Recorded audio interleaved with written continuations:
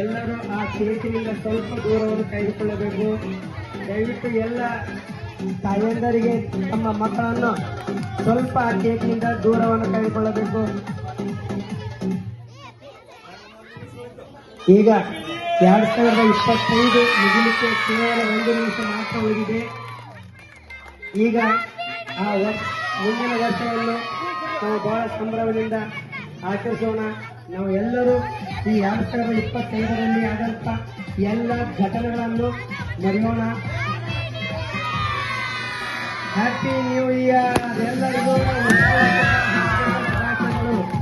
ದೇವರು ನಿಮಗೆ ಎಲ್ಲರಿಗೆ ಆಯುಷ್ಯ, ಆರೋಗ್ಯ ಮತ್ತು ವಿದ್ಯೆ, ಬುದ್ಧಿ ದೇವರು ನಿಮಗೆ ಚೌಡದಲ್ಲಿ 2025ರಲ್ಲಿ ಆದಂಥ ಎಲ್ಲ ಒಳ್ಳೆಯ ಕೆಲಸಗಳು ಅದೇ ರೀತಿ 2026ರಲ್ಲಿ ಮುಂದುವರಿಯುವ